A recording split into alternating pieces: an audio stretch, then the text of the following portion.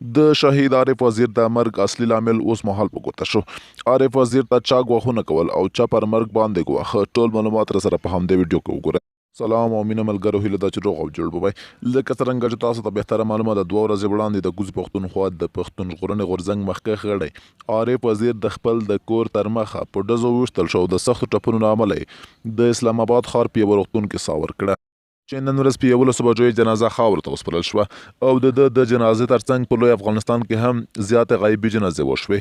د شهید عارف وزیر د جنازې په مراسمو کې د منظور احمد پښتین څرګندونې په دې ډول دي.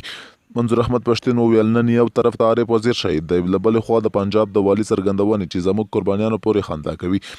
ریاست تر اوسه زموږ دښمن پاتې شوی دی، که هغه لیکنه هم دښمن مو دی او که مبارزه کوئ هم دښمن مو دی.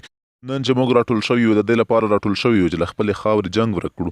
دا جنګ هله ورک کېدلی شي چې یووالی رامنځته کړو او ټول راپورته شي. نو د خپل وطن د عزت او تقدس لپاره راپورته شئ.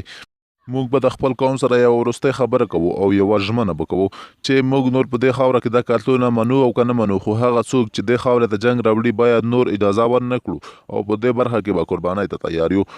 موږ به یوه مشوره کوو او د دې ننګالي قوم سره به یې شریکوو.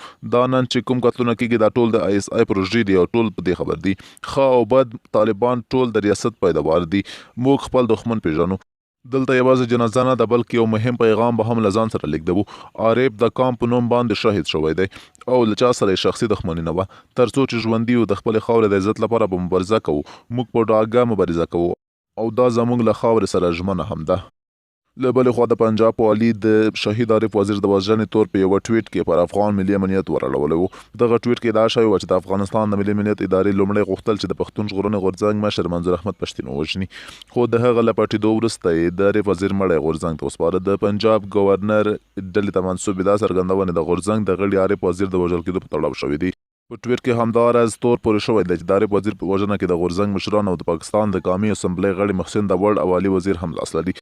ټولنیزو رسنیو د سختو غبرګونونو وروسته د پنجاب د گورنر کاري ډلې ته منسوب ټویټر پاڼې نه دغه ټویټ اوس مهال لرې کړل شوی دی.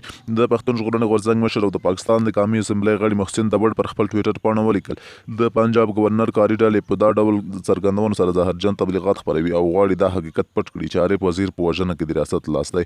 ښاغلي داوړ همداراز د خیبر پښتونخوا او د پاکستان پر فدرالي حکومت نیوکه کړې چې تر اوسه یې د عارف وزیر وژنه نه ده غندلې. د غورځنګ یوې بلې ملاتړې او د پاکستان د پارلمان پخوانی غړي بشرا ګوهر پر خپل ټویټر پاڼه لیکلي چې د پنجاب گورنر د پخپله دې څرګندونو بخښنه وغواړي.